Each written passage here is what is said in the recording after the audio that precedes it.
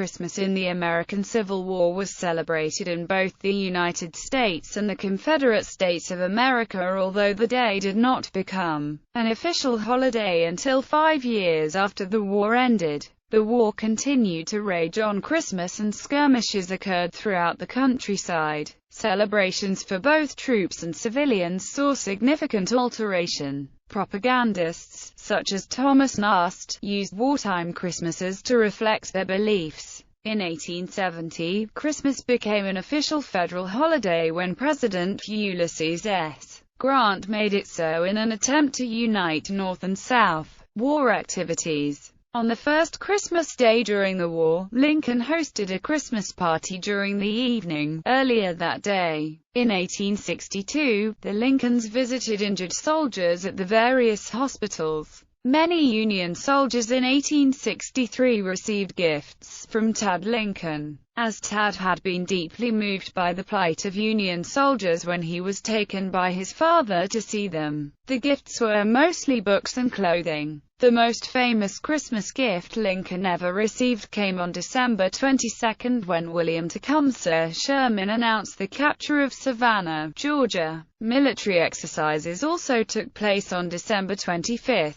In 1861, a blockade runner was caught by the Union Navy, and there were 2 skirmishes in Virginia and Maryland. In 1862, there were several skirmishes, and Confederate General John Hunt Morgan engaged in his famous Christmas raid in Kentucky. On that single day, Morgan's men destroyed everything he possibly could of the improvements that the Louisville and Nashville Railroad had made along 35 miles of track from Bacon Creek to Lebanon Junction. There was also a military execution for desertion that the soldiers were forced to witness. In 1863, Union forces destroyed Confederate salt works at Bear Inlet, North Carolina. There were also several skirmishes between Confederate artillery and the Union Navy on the Stono River and near Charleston in South Carolina. In 1864, the Confederates fiercely repelled the Federal assault of 60 warships on Fort Fisher. While in the Western theater of the war there were several skirmishes fought. Celebrating. Soldiers not actively campaigning celebrated Christmas in several ways. Union soldiers would use salt pork in hardtack to decorate Christmas trees.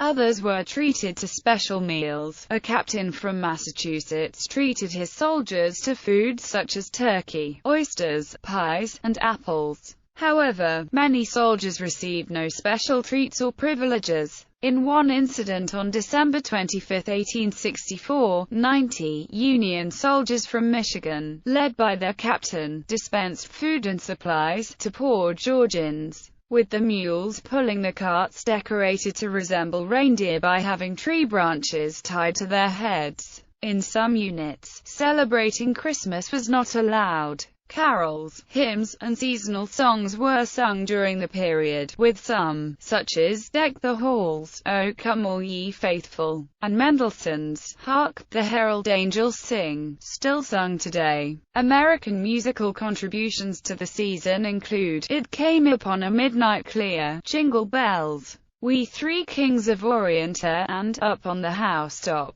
Although popular in Europe at the time, Christmas cards were scarce in the United States, and would not enjoy widespread use until the 1870s. Henry Wadsworth Longfellow wrote his pacifist poem, "Christmas Bells," on Christmas Day 1864 at the news of his son Lieutenant Charles Appleton Longfellow having suffered severe wounds in November during the Mine Run campaign. The poem was set to the tune "Waltham" by John Baptiste Cuggan sometime after 1872 and has since been received into the established Library of Christmas Carols. The carol does not include 2 stanzas from the original poem that focused on the war. For children, Christmas was altered during the war. Presents were fewer, especially in the devastated South. In "We Were Marching on Christmas Day," author Kevin Rawlings notes that some Southern children worried about the Union blockade, and one little girl, Sally Brock Putnam, plotted the course Santa Claus would have to take to avoid it.